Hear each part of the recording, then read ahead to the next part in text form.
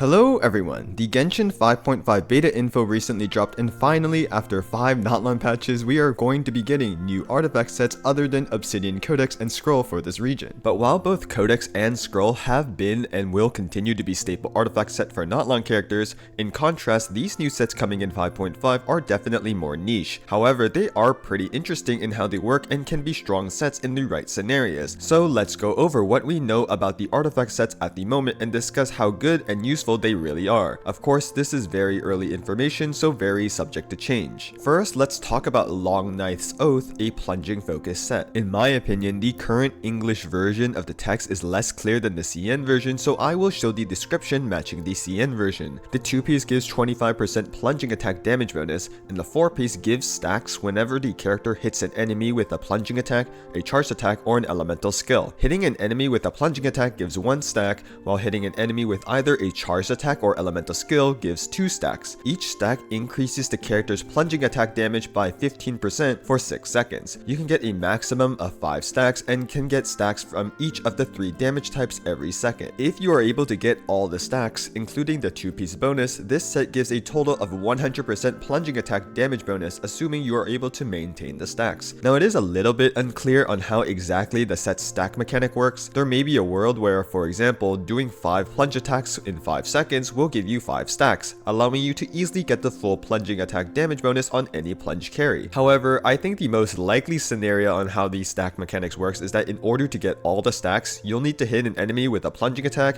a charged attack, and an elemental skill. This is because the artifact set's main purpose is to synergize with Varesa's kit, the one 5-star character releasing in patch 5.5, so I will assume this is how the set works for now. The basic summary of how Varesa will play in combat is using elemental skill, charged attacking to gain airtime, then doing a plunging attack, and repeating this cycle alongside fitting in elemental burst. Thus, she will easily get the full 100% plunging attack damage bonus from the set and will easily maintain this buff throughout her rotation. However, even though this artifact set is tailor-made for Varesa, based on early calcs and assumptions on how Varesa will work, this set isn't even her clear best in slot set. Since Varesa is another Natlan main DPS, she utilizes Night Soul's Blessing and consumes Night Soul points, so 4-piece Obsidian Codex works fine on her. And although you get a very large damage buff to plunging attacks with the new set, while Varesa does do a majority of her damage via plunge attack damage, a small but not insignificant portion of Varesa's damage also comes from her elemental skill and charged attacks, which she will need to use to go in the air and plunge. Thus, the new plunging set doesn't buff all of Varesa's damage, while Obsidian Codex does with its general damage percent and crit rate buffs. As a result, based on early team DPS calcs, 4-piece Obsidian Codex is either very slightly behind the new set or actually better than the new set depending on the team and scenario. So with the plunging set being good on Varesa but not a massive upgrade over 4-piece Codex, are there any other characters that can utilize this set well? To answer this question, let's take a look at the other 4 main carries that rely on plunging attacks for damage: Hu Tao, Diluc, Gaming, and Xiao. While Hu Tao's best team isn't plunging attack focused, she can be played with Double Hydro and Chen for a solid vape plunge team. Because she uses charge attacks to lead into a jump plunge and her Blood Blossom dot from her skill is considered elemental skill damage, Hu Tao should be able to get most if not all the stacks from the 4-piece plunge set to get the maximum plunging attack damage bonus. However, just like Varesa, Hu Tao's damage profile isn't all plunging attacks, since in Hu Tao's attack combo she will do a normal attack, a charged attack, then jump for a plunge.